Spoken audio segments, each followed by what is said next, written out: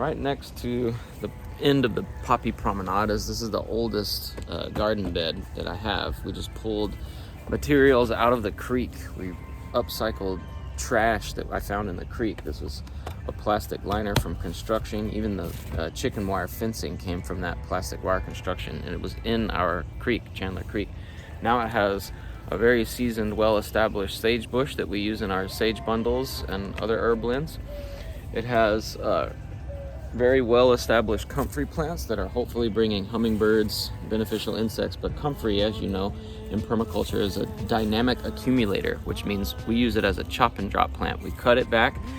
Every year I cut this back and it grows the soil itself. So I haven't added soil to this in 10 years. It's only been comfrey plant going down into the soil, recreating soil, and behind it is our grapevine. So you got comfrey, nitrogen fixer, grapevine above. Permaculture.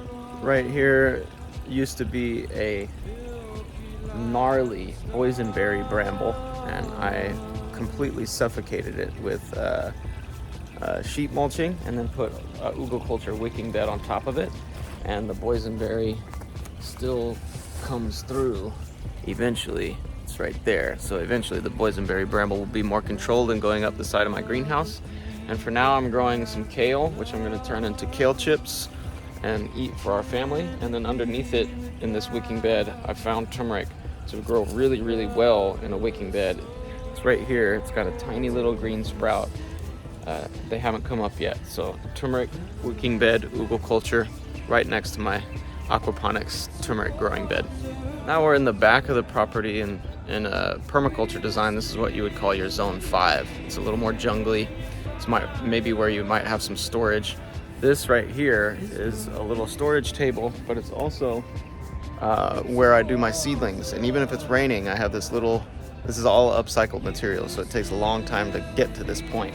But I have this little covered area where I can work and store things, but it's also covered with a muscadine grapevine.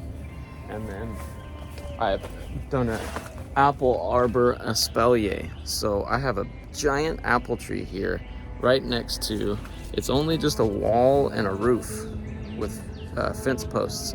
So I can do some work even if it's raining back here, but it's also acting as vertical growing. And in urban permaculture, we utilize vertical growing because you're maximizing your space.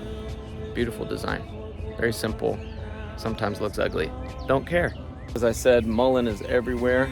This particular seed I got from the Grand Canyon, just off the side of the road. Mullein in Arizona and California and Northern California is growing everywhere. And it plants itself. I don't reseed it usually.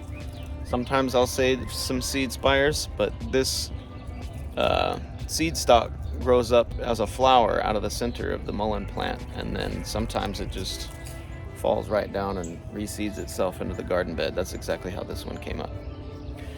Next to it I have a hop vine. This is a major producer, produces all kinds of hops. We don't make beer out of it. It's not enough to make beer. We make tea.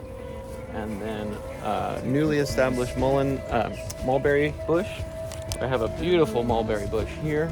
Can't see it yet, but it's got tiny little fruits on it. It's a bonsai mulberry, so the fruits are a lot smaller. That's my favorite plant on the property.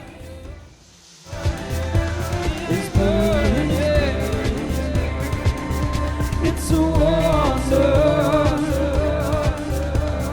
you still feel. Take the first step, then the